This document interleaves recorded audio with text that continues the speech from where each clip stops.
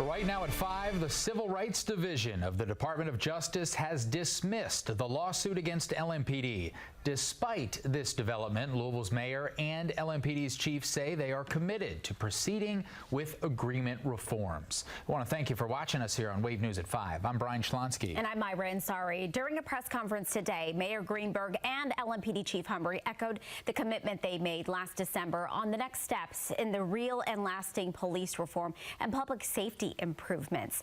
The future of the LMPD consent decree had been in doubt since Democrats lost the White House in November. Since then, both Mayor Greenberg and Chief Humphrey, they have voiced strong commitments to reforms. Wave News reporter Kirsten Foote is live at Jefferson Square Park with community reaction from today's decision. Then David Mattingly, he was at Metro Hall today when those commitments were repeated. He kicks off our team coverage live tonight.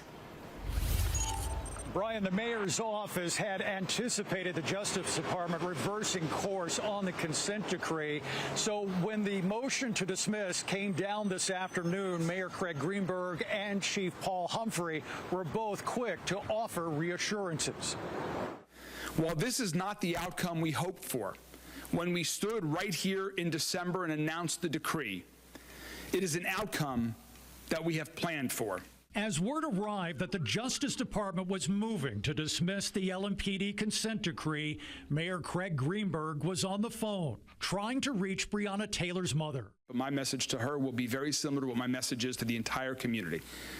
That Chief Humphrey, myself, LMPD, Louisville Metro government, we are committed to reform and improvement. Those words just minutes after a conference call in which Harmeet Dillon, appointed by President Trump to lead the DOJ Civil Rights Division, went through a list of complaints about how the investigation of civil rights abuses by LMPD was handled during the Biden administration. Many of the consent decree analyses that we reviewed, and I can't get into details because of privilege, but they were reliant on faulty legal theories. Statistics were cherry-picked.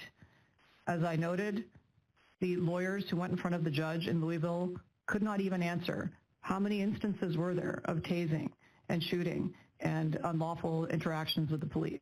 When asked why the city did not file objections to the Justice Department's motion to dismiss, Greenberg said it didn't matter. We can't afford any more delays. There's no point in delaying the inevitable. Let's focus on those reforms and improvements, and that's why we did not object. The sudden absence of federal oversight now raises questions about the future of LMPD reforms. As part of Greenberg's reassurances to the public, an independent monitor will be hired to track progress. The administration also released a 200-plus page document outlining how reform and oversight will work. This is the reality that we're in. Right, so it's on us, the police department, the administration, to show you what we're doing, how we're improving.